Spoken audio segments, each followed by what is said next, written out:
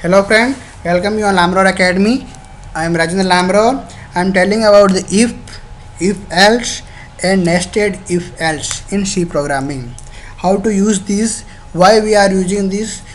So if or if else we are using generally this condition, we need to run some part of code. We do not need to another part of code. If the condition is true, then we need to run some part of code. So now I am showing the one example. So see here the syntax of the if the boolean expression you have written somewhere here, if your expression is true, whatever you have written between these braces, this code will be run. If the condition is false, then come outside the loop, this code is not didn't run. So I am showing here flow chart diagrams of if. So see here, you can see simple.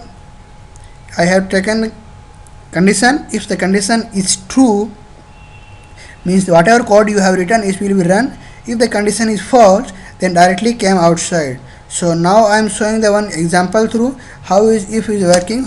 So here I have taken a equal to 22. Okay. So now I am checking the expression a is less than 20, means 22 is less than 20. If the condition is false, means didn't went inside the if, directly came outside the if, directly print the value of a is 22. So you can see here output is directly came value of a. Now if your condition is true, means if you putting is 2, means 2 is less than 20. So here putting a is less than 20 and value of a will be print. See here value is less than 20 is printing. This is if. Or if you want to use if else, means if the condition is true, then running the set of code. If the condition is false, then running another set of codes. That's process called if else. This is the syntax of if else. First put if and boolean expression which you want to express. If the expression is true, whatever you written here, this code will be run. If the condition is false, then else part whatever you have written here, this code will be run. Okay, so now I am showing the flow chart of if else. So now here you are checking the condition of if else. If the condition is true, whatever written inside the if code, that part will be run. If the condition is false, then whatever you written inside the else part, this code will be run and then came outside the if else. So now I am showing the example of if else. So here I am putting a else part.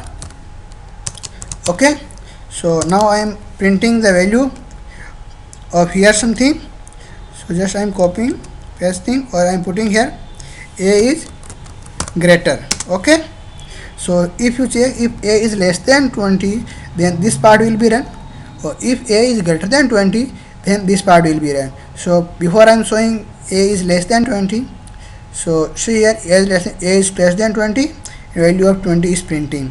Or if I am putting the a greater than 20, means if you are printing 25, then see here a equal to 25, means its condition will false, 25 will next. So at this time else part will be run. Here printing a is greater than 20 and value of a will be print.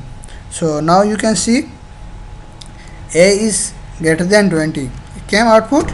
This is a working if and else. If you want to use nested if and else, then you can use make another integer variable or put here inside the if, make another if and write your code whatever you want to write. This is called a nested if else. So if you want to show, I will showing you b equal to I have taken 10, or if I am putting here if b is greater than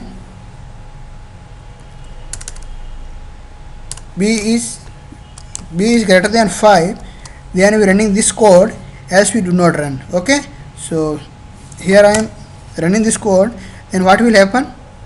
First check if greater than, then we will run this code, else didn't run. So you can see here a is less than 20 is running if condition is true. If I make this condition is false, then what happened? This code will didn't run, directly came outside the if. So see here didn't run this code. This is called a nested if else. Okay friends, if you have still any doubt, comment below. I will try to reply as soon as possible. Thank you friends.